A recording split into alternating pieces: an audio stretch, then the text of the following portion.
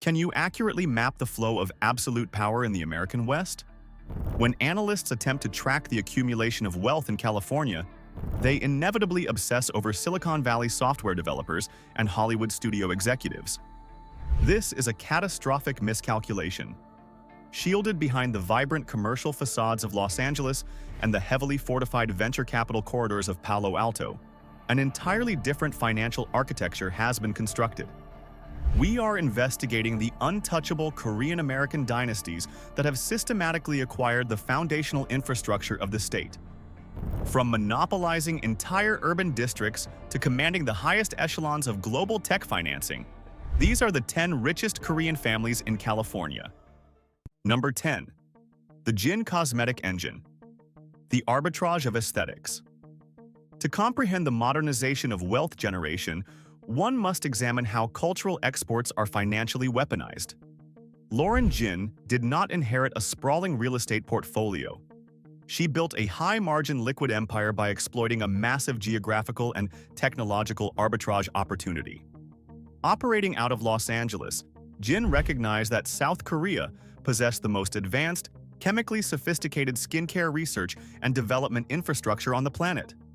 Simultaneously, California possessed the most lucrative, image-obsessed consumer market. The capital was generated by bridging this exact gap. By founding CLE Cosmetics, Jin bypassed the traditional, sluggish American beauty conglomerates. She directly imported elite K-beauty chemical engineering and wrapped it in hyper-minimalist, premium Los Angeles branding. This allowed her to command exorbitant retail prices for products manufactured with extreme supply chain efficiency. To completely insulate this revenue stream, she rejected the legacy retail wholesale model. Instead of sacrificing massive percentages of her profit to department stores, Jin constructed a ruthless direct-to-consumer digital funnel. By owning the customer data and the digital storefront, she effectively immune-proofed her business against physical retail collapses. Her absolute power move was the integration of cosmetic technology with holistic lifestyle marketing, creating a cult-like brand loyalty that drastically lowered her customer acquisition costs. What traditional venture capitalists fundamentally misunderstand about the beauty sector is the profit architecture. They view makeup as a frivolous consumer good. In reality, the K-beauty pipeline is a highly optimized chemical supply chain. Lauren Jin does not merely sell lipstick. She operates an elite, trans-Pacific logistics network that converts advanced dermatological science into pure, untouchable California equity. Number 9. The Cho Legal Fortress. The gatekeeper of capital. While entrepreneurs take on massive operational risks to build companies, the most sophisticated operators extract their fortunes by simply governing the rules of the game. Mi-sun Cho represents the silent, formidable intersection of high-stakes corporate law, elite private equity, and municipal political power within Los Angeles. The initial wealth was forged in the brutal, hyper-competitive arenas of corporate litigation and institutional investment structuring. By acting as the indispensable legal architect for massive cross-border mergers and acquisitions, she embedded herself into the financial DNA of the city's most lucrative transactions. When international capital attempts to penetrate the California market, it must flow through highly specialized legal channels, and operators like Cho exact a premium toll for ensuring that safe passage. However, extracting capital from billable hours and equity partnerships is only the first step. To permanently protect her family's status, she transitioned her vast liquidity into localized civic dominance. She became an immovable pillar in the Los Angeles political and philanthropic landscape. By strategically deploying her wealth into community foundations and political action committees, she established a heavily fortified defensive perimeter. Her power move is the weaponization of institutional trust. When municipal zoning boards or local regulators attempt to interfere with her syndicate's real estate or commercial interests, they are met with overwhelming, deeply entrenched political resistance. What the general public completely misinterprets about the nature of dynastic wealth is the concept of cash. The working class believes wealth is a high bank balance. The elite understand that true wealth is regulatory capture. Mi-sun Cho proves that the ultimate luxury in California is not a mansion in Beverly Hills. It is the absolute certainty that local government legislation will forever bend to your financial interests. Number 8. The Yang Data Vanguard. The Web 1.0 Architect. Long before modern social media algorithms began harvesting human attention, the original architects of Silicon Valley were quietly monetizing human desire.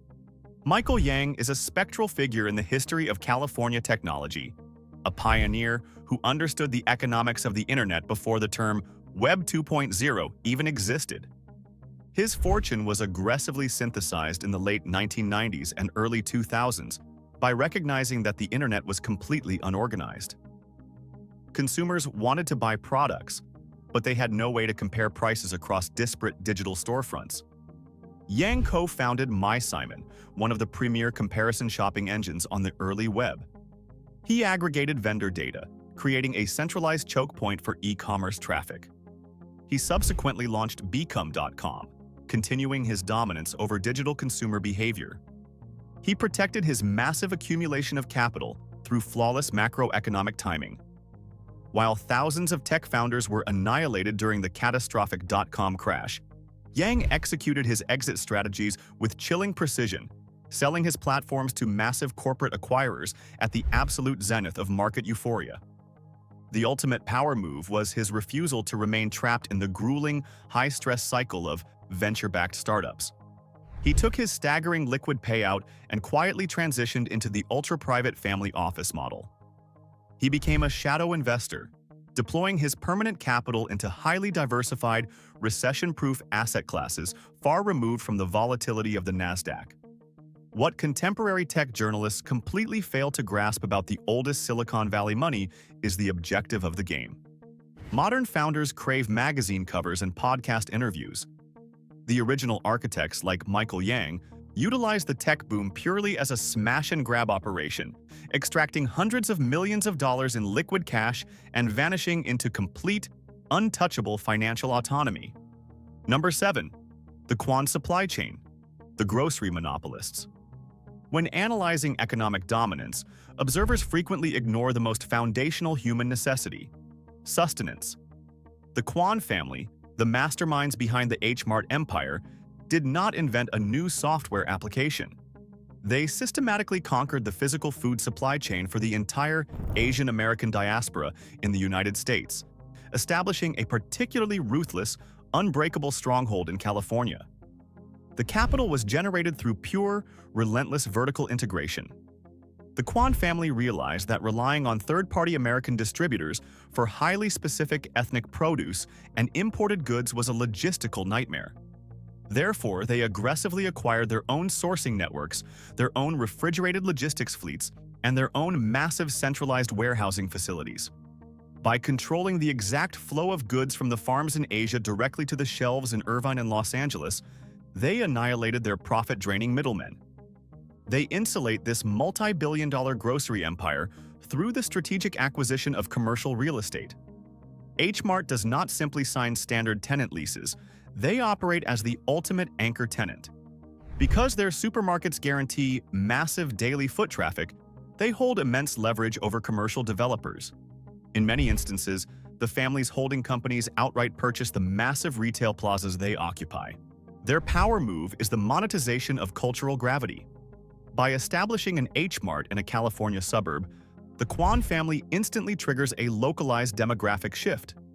Secondary Asian businesses, bakeries, cosmetic stores, and restaurants flock to the immediate vicinity, driving the property values of the Quan-owned plaza through the roof. What amateur investors profoundly misunderstand about H-Mart is its corporate classification. It is a fatal error to view them as a simple grocery chain. They are a multi-billion-dollar commercial real estate syndicate that uses the sale of imported produce to artificially inflate the value of the dirt they own beneath the registers. Number 6. The Silicon Valley Syndicate, the financial apex operator. In the ecosystem of Silicon Valley, the software engineers build the product, but the financial operators construct the empire. Gideon Yu is a testament to the absolute supremacy of corporate finance within the tech sector. He did not write the code for the platforms that consume your daily life, but he engineered the financial structures that made them globally dominant. His wealth was forged in the extreme pressure cookers of the world's most successful startups. Serving as the chief financial officer for both YouTube and Facebook during their most critical, hypergrowth phases, Yu was the indispensable architect of their capital strategies. He was the executive who negotiated the legendary $1.65 billion acquisition of YouTube by Google, a transaction that permanently altered the trajectory of digital media. To protect his massive compensation packages and equity grants, Yu did not simply leave his wealth languishing in volatile tech stocks. He executed one of the most spectacular career pivots in modern business history. He transitioned from a Silicon Valley employee to an apex sports capitalist.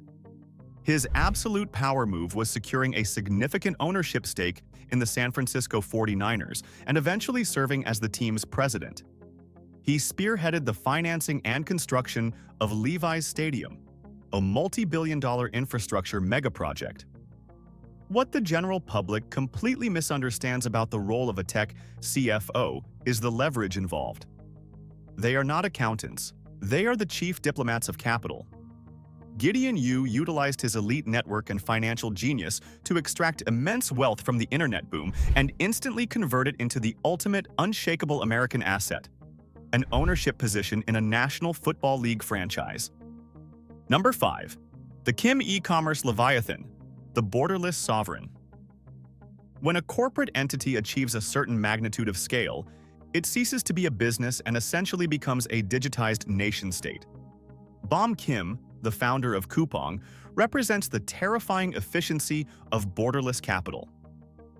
While his e-commerce juggernaut is renowned as the Amazon of South Korea, Kim is a Korean-American Harvard dropout who anchored his immense intellectual and financial operations deeply within the venture capital ecosystems of California and the Pacific Northwest.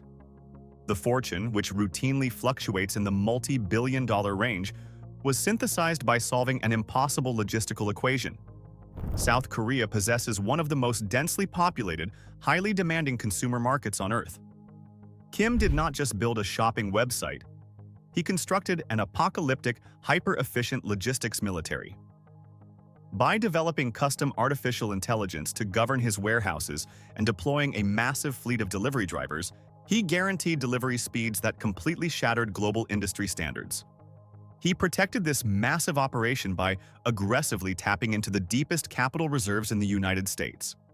He secured billions in funding from legendary American venture firms like Sequoia Capital and the SoftBank Vision Fund. By listing Coupang on the New York Stock Exchange, he permanently tethered his Asian logistics empire to the unyielding stability of the American financial markets. His power move is the complete disregard for traditional geographical limitations. He operates a South Korean monopoly financed by California billionaires and traded on Wall Street. What local retail competitors completely fail to grasp about Bom Kim is his operational philosophy. He is not competing on product variety or pricing. He is competing on the absolute compression of time.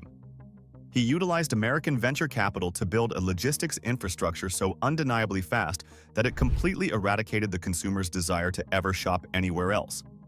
Number 4. The Ku Venture Pipeline, the Chaebol Ambassador. To understand the deepest layers of California venture capital, you must track the flow of foreign institutional money.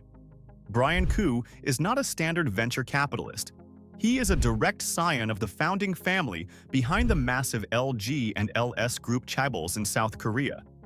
He is the physical embodiment of old-world industrial royalty penetrating the new-world digital frontier. His wealth and influence were aggressively synthesized by founding Formation 8 and subsequently Formation Group in Silicon Valley. Ku recognized a massive structural inefficiency in the global tech market. Arrogant Silicon Valley startups possessed brilliant software, but they had absolutely no idea how to manufacture hardware at scale or penetrate the heavily fortified Asian consumer markets. Simultaneously, massive Asian conglomerates had infinite manufacturing capacity but lacked access to cutting-edge software innovation. Ku protected his status by positioning himself as the ultimate inescapable bridge between these two worlds. He utilized his pristine family connections to funnel billions of dollars of institutional Asian capital directly into the most exclusive, fiercely guarded funding rounds in California. His absolute power move was executing massive early-stage investments in hyper-growth unicorns like Oculus VR and Palantir Technologies. When Facebook acquired Oculus, Kwon's syndicate extracted astronomical returns. What amateur tech analysts entirely misunderstand about Brian Kwon is his function within the ecosystem. He is not begging for allocation in hot startups. Startups beg him for capital because accepting his money grants them immediate, frictionless access to the supply chains of the largest electronics manufacturers on the Asian continent. He operates as the supreme, heavily guarded diplomatic channel between the billionaires of Seoul and the developers of Palo Alto. Number 3. The Kim Financial Sovereign. The architect of the diaspora. Physical real estate and digital software are completely useless without the underlying banking infrastructure required to finance them. Kevin S. Kim sits at the absolute center of the Asian American economic engine as the architect of Bank of Hope.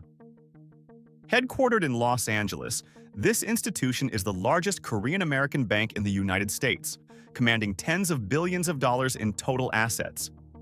The capital was generated through the aggressive, systematic consolidation of a highly fragmented ethnic banking sector. For decades, Korean American immigrants relied on a chaotic network of small, undercapitalized community lenders. Kim, possessing a brilliant background in corporate law and accounting, orchestrated a series of massive, high-stakes mergers, most notably the historic consolidation of BBCN Bank and Wilshire Bancorp, to forge a single, unstoppable financial leviathan.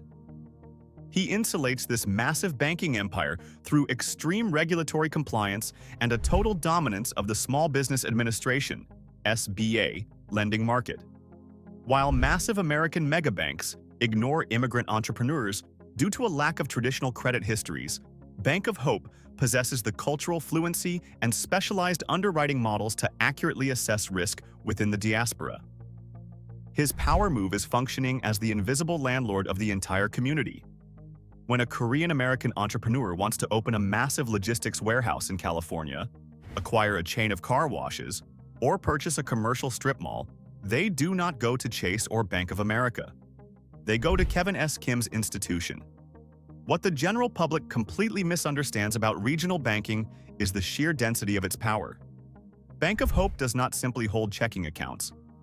They hold the commercial mortgages, the business lines of credit, and the financial lifeblood of the entire Korean-American commercial sector. Kim does not need to own the businesses. He owns the debt that allows them to exist.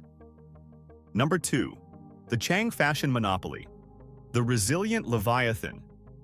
The narrative surrounding Do-won and Jin-suk Chang is often fundamentally misunderstood by the financial press. The media focuses intensely on the bankruptcy and restructuring of Forever 21, framing it as a catastrophic defeat. In the highest echelons of corporate maneuvering, a bankruptcy is rarely a fatal blow to the founders. It is a highly calculated legal mechanism for shedding toxic debt and preserving generational capital. The original fortune was forged by recognizing a massive vulnerability in the American apparel market. The Changs arrived in Los Angeles as immigrants with minimal resources. They realized that the traditional fashion cycle was absurdly slow. They built Forever 21 by utilizing the local Los Angeles garment district to rapidly copy high-fashion trends and distribute them to retail floors in a matter of days, completely annihilating legacy clothing brands. At their zenith, their net worth peaked in the multi-billions. To protect their personal capital during the corporate collapse, the family utilized incredibly sophisticated asset isolation strategies. While the retail entity suffocated under the weight of massive, expensive mall leases, the Chang family had already extracted immense wealth over decades of operation. Furthermore, they heavily diversified their personal portfolios into complex offshore trusts and massive commercial real estate holdings that remained completely insulated from the retail company's Chapter 11 proceedings.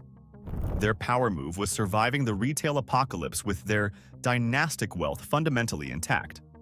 Following the acquisition of Forever 21 by a consortium of massive brand management firms, the family walked away from the operational nightmare of the retail sector while retaining a heavily fortified personal treasury. What amateur observers misunderstand about corporate restructuring is the separation of entity and operator. The brand filed for bankruptcy. The family did not.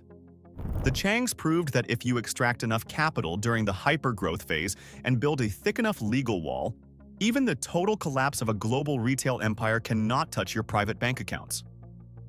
Number 1. The Lee Territorial Empire, the sovereign of Koreatown. We finally arrive at the absolute apex of Korean-American power in California. He is a man who operates with terrifying invisibility, refusing public interviews and completely shunning the media spotlight. Dr. David Y. Lee, the founder of Jamison Services, is not a standard real estate developer. He is the undisputed singular monarch of Los Angeles, Koreatown. The genesis of his astronomical wealth is a masterclass in exploiting market terror. During the catastrophic 1992 Los Angeles riots, the city was burning. Traditional, institutional investors and corporate developers fled the urban core in absolute panic, desperate to liquidate their assets at any price.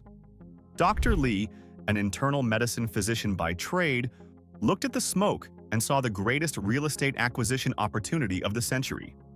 Utilizing private syndicates and aggressive capital pooling, he began buying massive, multi-story commercial office buildings for absolute pennies on the dollar. He protects this multi-billion-dollar empire by adhering to one terrifyingly simple, unbreakable rule: he never sells the dirt. Today, Jamison Services manages a portfolio valued at well over $3 billion, controlling more than 18 million square feet of property. He dominates the Wilshire corridor, owning the physical structures that house the medical clinics, the law firms, and the corporate headquarters of the city. His absolute power move is his current transition. Recognizing that the era of traditional office space is dying, Dr. Lee and his children are aggressively converting their massive commercial towers into hyper-lucrative, high-density residential apartments.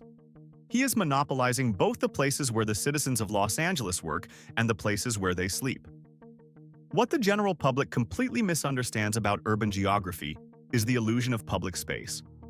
Tourists walk down Wilshire Boulevard and believe they are in a vibrant, publicly governed neighborhood. In reality, they are walking through a private, multi-billion-dollar fiefdom controlled entirely by a single, invisible medical doctor. Dr. David Lee proves that the ultimate expression of extreme wealth in California is not fame. It is absolute, silent territorial domination. From the invisible chemical supply chains of the beauty industry to the absolute territorial domination of Los Angeles real estate, these dynasties prove a chilling reality. The true architects of California's economy operate entirely in the shadows. They bypass the traditional gatekeepers, leveraging corporate restructuring, high-speed logistics, and elite political capture to build empires that are completely immune to public scrutiny. Which of these untouchable financial fortresses impressed you the most? The venture capital ambassadors or the real estate sovereigns? Let us know in the comments below. To uncover the invisible networks of power that truly govern the globe, subscribe to Global Status. We expose the capital, so you never miss the truth.